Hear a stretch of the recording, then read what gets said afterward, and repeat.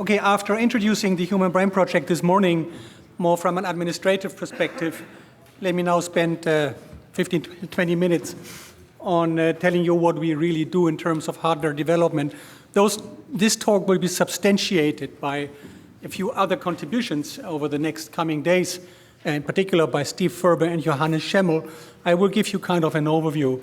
And if you want to see the real thing, of course, there are also demos over there, as you may have seen already. HPP is centered around what we call platforms. Those are computing infrastructures that are useful for neuroscience, I would say. And you see there are the things you would expect, like making available neuroscience data, medical data, running simulations. But then the last 3, 4, 5, and 6, or in the internal counting scheme there, 7, 9, and 10, actually. It's a strange ordering. This is high-performance computing, so the goal is to use the best computing, traditional computing that we have to run brain simulations. There is robotics, which is essential, is basically the data that we expose our brain simulation to. And there is neuromorphic computing. And of course, the question is being asked all the time, why do we really need neuromorphic computing if we have supercomputers and simulations of robots? What's the role of neuromorphic computing? We know it's probably a key technology for cognitive computing, for analyzing data, but is it really useful for neuroscience? Can neuromorphic computing advance neuroscience?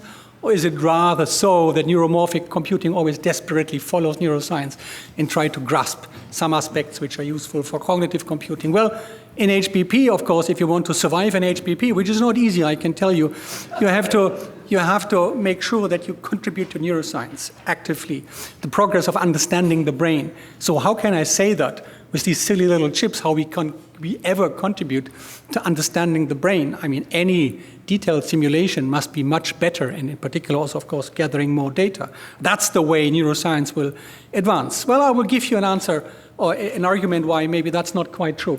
This is, you have seen plots like that. There's computing power here on the horizontal axis, on the logarithmic scale from giga to exaflops, and there's memory requirement to store the brain structure that you want to simulate from megabytes to almost an exabyte. Well, it's 100 petabytes there. So if you want to simulate a single cell in the Henry Markram style with quite some substructure, subcellular substructure, you need a gigaflop of computing power, which is less than a cell phone, and a megabyte of memory. So that's very easy to do. Now you can scale that up easily. You can go to cortical columns, what Henry has done in the past. That needs a teraflop and a terabyte. Also, that is easy now. People do that routinely. We can go to probably rat brains, rodent brains, which requires a bit more than a petaflop, which is state-of-the-art of supercomputing. And then move up to the brain. The human brain is very easy. You just end up an exaflop. So that's an argument for an exascale machine. Of course, you have to pay for the memory, which may be harder. You need at least 100 petabytes of memory to store the structure. So people work a lot on how to store this kind of structure with layered memory and things like that. But is this really useful? That's an interesting question, because if you see what people do, for example, simulating the cortical column, you see these wonderful pictures of flashing neurons, but if you really, really analyze what people do, they analyze a couple of 100 milliseconds of life of this network. Why is that? Because those supercomputer simulations typically run a factor 1,000 slower than biology.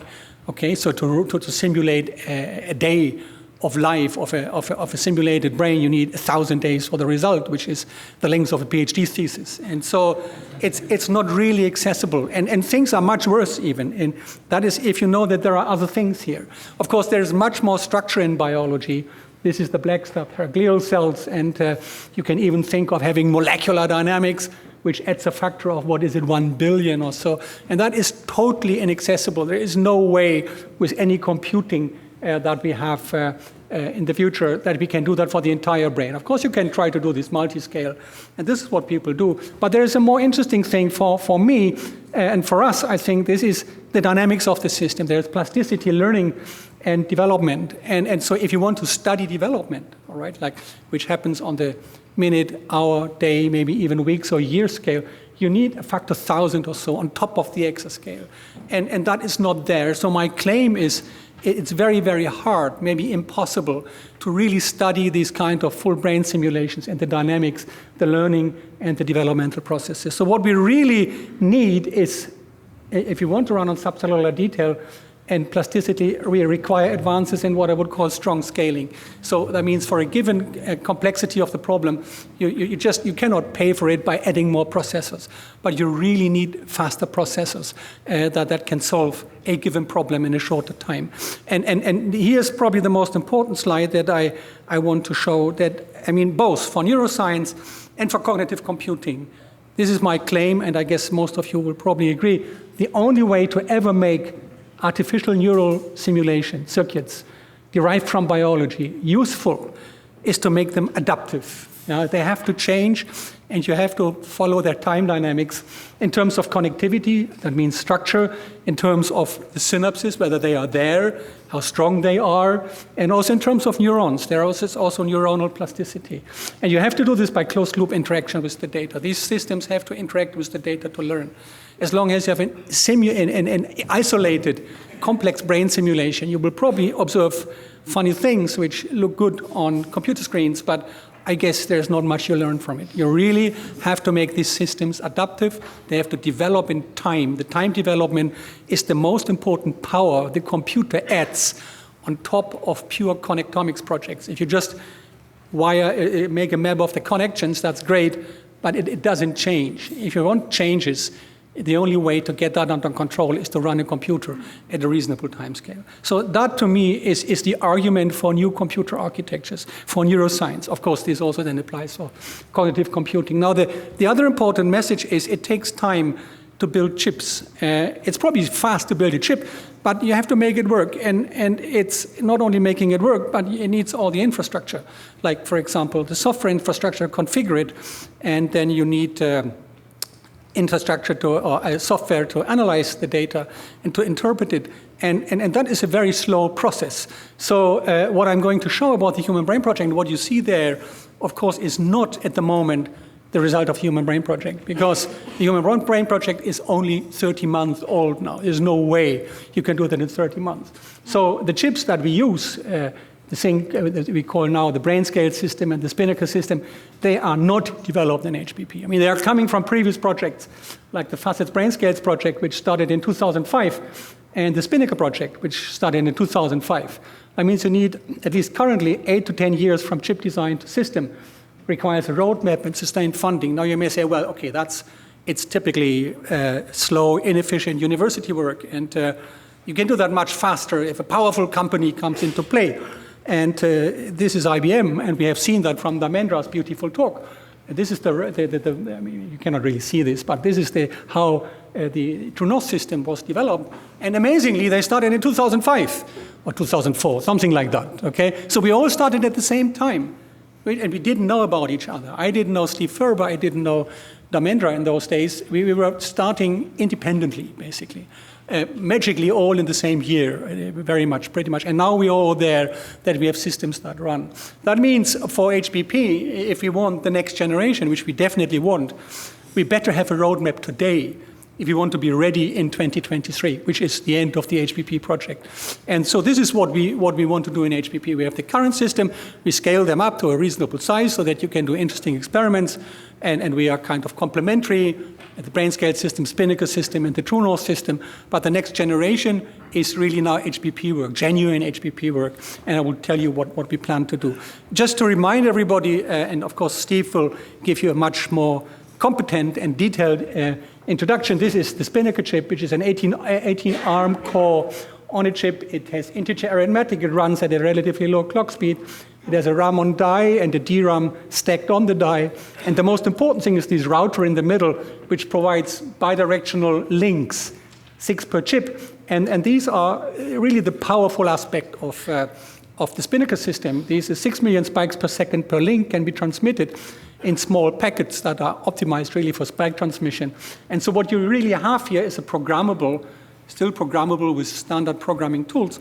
But of course you have to take the architecture into account, but it's a real-time simulator, okay? So a second is a second and a day is a day. which is wonderful because that's already a big step forward from a factor 1,000 slowdown. And it's in particular useful also for robotics. If you want to talk to real sensors and robots, then this is exactly what you need. And this, of course, scales very nicely. The SpiNNaker people, they offer these different options. There is even a smaller one. They're called 103, 104, and 105.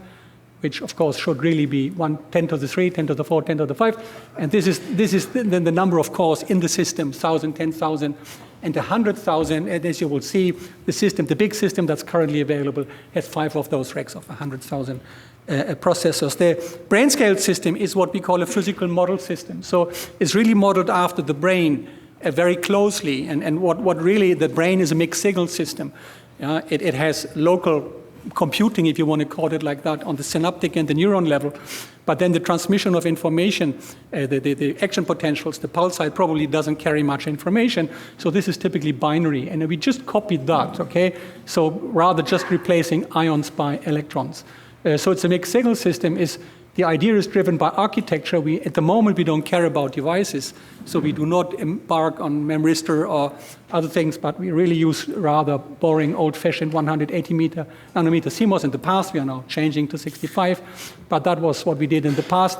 Essential is biological fidelity. A high neuron input count is extremely important, more than 10,000 synaptic inputs. Configurability is key, because we don't really know what a good theory is, what a good network is, what good parameters are. So we better make these systems, both of them, SpiNNaker and BrainScaleS, very, very, very configurable. So in a way, it's a bit like von Neumann and Oppenheimer when they built these first machines. They tried to make them universal computers, although they were really optimized for neutron diffusion, but soon they discovered that they can do simulations of weather and things like that. And we try to do this as universal as possible. Scalability, the acceleration factor is important. This system, by choosing the parameters of the analog circuits and the necessary delays and time constants, we can run it faster than biology. That has disadvantages and advantages. The disadvantage is that you cannot talk really reasonably well to robots anymore. But of course, it's very good if you want to study this time evolution. So a day here is not 1,000 days or not a day, but it's more like 10 seconds. In order to explore that or exploit that, you need long and short-term plasticity, synaptic plasticity, which is there, and also other ways to reconfigure the chip. And for the future, we were in particular working on that aspect. There are other things here. Non-expert user access is a very important one. The objective is to exploit the configurability and the acceleration to do rapid exploration of parameter spaces, cover short and long time scales in circuit dynamics, and also do computing in the presence of noise. Just a few pictures. These chips all look the same, basically, but they look different from SpiNNaker, as you can see. This is a mixed signal chip. It looks like a tennis court, okay, with the 2 fields. Those are the synapses, typically 50,000 synapses on each side. In the middle are a few neurons. The neurons are, in terms of real estate of silicon, almost invisible because there are so few. The ratio is 10,000 to 1, so there are a couple of hundred neurons there, and then all the rest is communication. This is a single chip on a board. You can see setups like that in the demonstration room. Yes? Can you just remind us what the synapses are? What the synapses, what they are or where they are. What they are. The synapses are systems that connect neurons, and they have weights with a precision of 4 bits. The 4 bits are stored on local SRAM cells, and they have certain plasticity mechanisms implemented, like short-term plasticity, short-term depression and facilitation, and also STDP. The STDP timing measurement is done by an analog circuit, and then is evaluated by a digital lookup table so that you get these typical STDP curves, which then give rise to a long-term plasticity. Okay. So this is a photo. Of course, now with this acceleration factor, communication between chips is an issue, and we decided very early on to go what we call wafer-scale integration, not to cut the wafer into pieces. This is one wafer. It contains about 400 to 500, 450 chips. So we leave the wafer intact, and we develop this kind of infrastructure there, where we have a wafer that contains now 200,000 neurons and 50 million synapses of the same type. Neurons are ADEX-type neurons, 2-dimensional neuron model. And then there is all this infrastructure there for power supply and input-output, digital input-output through these FPGA boards, which you see there. This looks very very complicated. There's a lot of technology to be developed. For example, you have to bring power into the system, you have to bring data in, you have to bring data out. But we worked on that for the last 10 years. And then at the beginning of HBP, we both, SpiNNaker group and we used our computers to generate computer models of the systems that we want to build. This is the computer model that was developed in drawing in Manchester. This is the one that was drawn in Heidelberg, and the dream was that we would now scale this up within HBP in 30 months to a large-scale system, 500,000 ARM processors in Manchester, and 4 million synapses. And this would actually be 1 billion. It's 20 times 50 million synapses. It's the same mistake as on the poster. I have to fix this on the Heidelberg side. So as I said, these are computer drawings, so that's easy to do. But the great thing is that these things exist now, okay? I mean, at this very moment, we just finished, and we have to deliver it in 20 days, basically, to the European Commission. This is a picture taken in Manchester. You see the 5 racks there with the 500,000 cores. And of course, Steve Ferber will tell you details about it. This is an equivalent in Heidelberg. It's a small room, so we have to use a fisheye lens to somehow put this on the screen. Johannes will talk about it. And these are the systems that are made available now. So who will use this? Of course, the people that are next to the system is very easy, but even if you are not next to the system, you will be able to use it. And in HBP, there is what we call collaboratory. It's a horrible word, but what you can do is from outside, you can log into those systems, you can get an account, and then use it. And the good thing is that we also have a description language for networks. And that also has been developed in one of our previous projects in facets. It's called Pine, which you may know. And that's sort of the common language for both of the systems, as it is for many software simulators and probably also other hardware implementations. And then, of course, there's the low-level software, which is specific to the physical model system and the many-core system in Manchester, which is a mapping process, pretty much like on an FPGA. For the physical model system, you have to decide where to put the neurons, where to put the synapses on the wafer, how to connect them. And it's the Pac-Man software for the Manchester system. So this is all ready. Today, you can log into those systems and submit jobs. If you want to learn more, I mean, this is a very short talk. There is a very nice documentation. I'm actually very proud of this. This has an awkward URL. I'm sorry for that, but what you should do is to Google Neuromorphic Guidebook, and it will be right on top. Okay, and what you get is this list here. It's constantly being updated, and it's a very comprehensive documentation of the system, of the hardware, the systems, the firmware, low and high-level software. It contains benchmarks for neuroscience and machine learning, even tutorials. Okay, so if you want to start using this, for example, there are also these small systems. One you see over there, these old spiky systems, and there's what we call a spiky school. So if you want to get your students involved, for example, you can get one of these things. You see the real thing over there. Here you can even look inside. And that's one of the older chips, by the way, but it's still very nice. If you want to get involved in mixed signal or analog neuromorphic computing, get one of these things, or get an account. You can also log in from outside if you don't want to invest 2,000 euros to get one of those.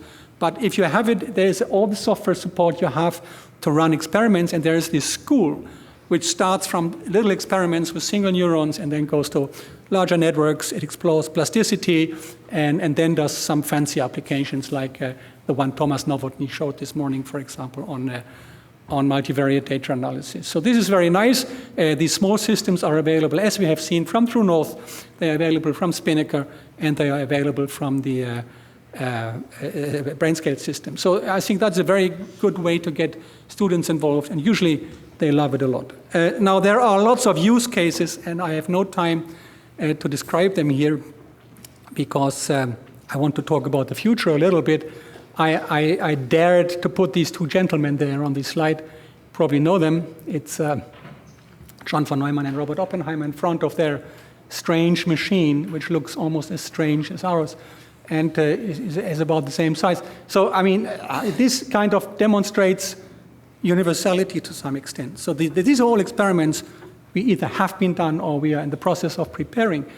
And you see there are abstract things like, for example, liquid computing, balanced random networks, stochastic inference, and things like that, but also things which are closer to biology, like mini columns or this phase detection, which is the echolocation of birds, even applying STDP. So these are all very, very different experiments, and they're all being done at the moment.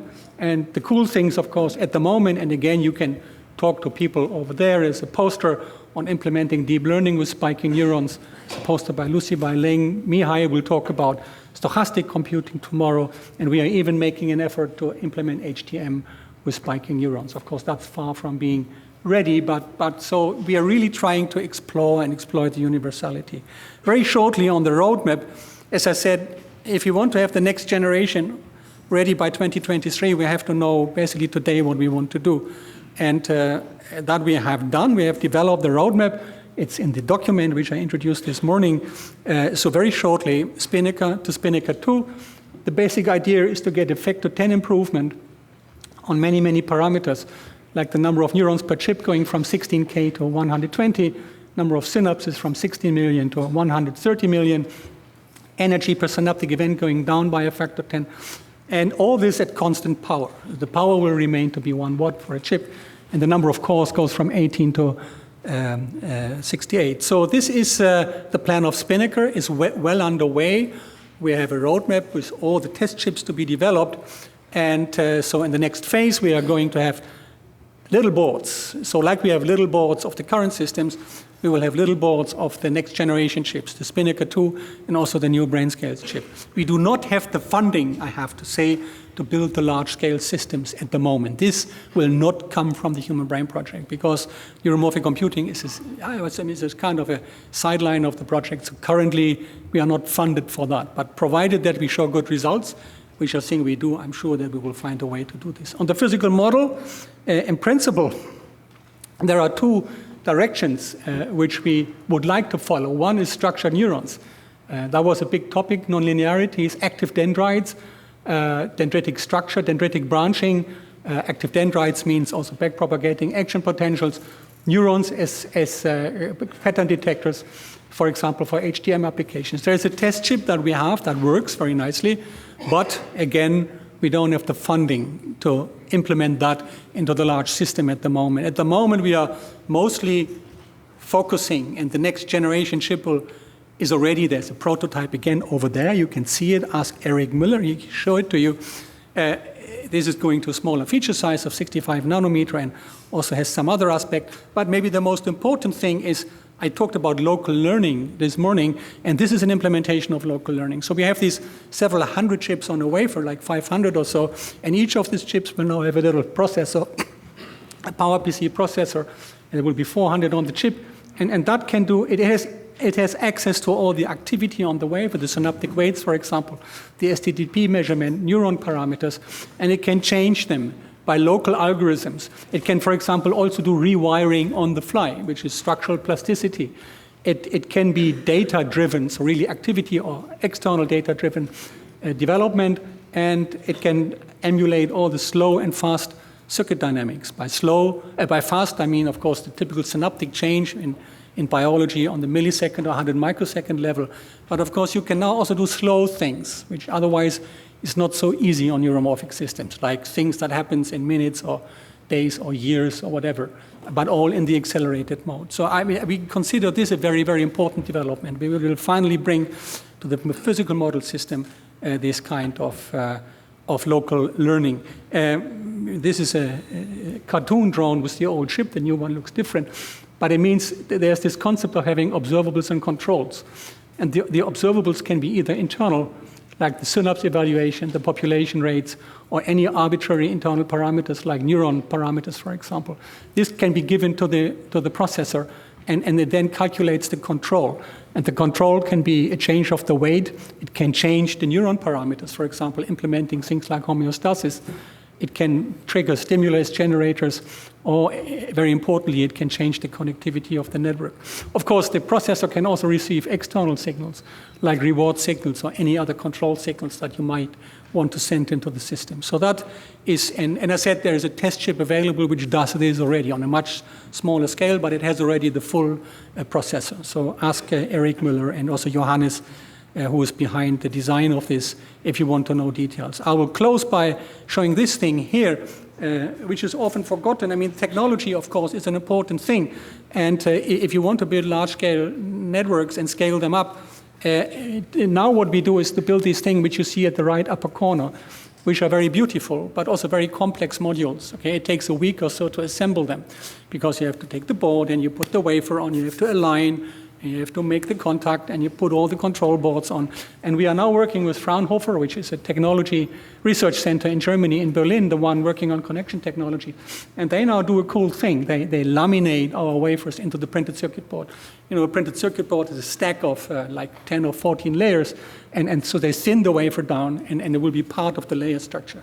And that means we hope by that we get a much more robust and simple structure, which is then easy to scale up to larger systems. And also, I mean, this is not a cartoon, this is really real life, and they have some very nice progress already.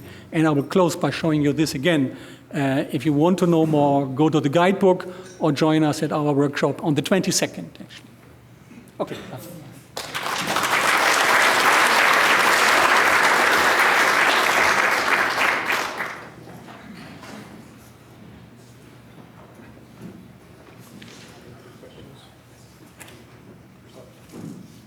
So how fast can you read data in, and what's your bandwidth there in reading data out?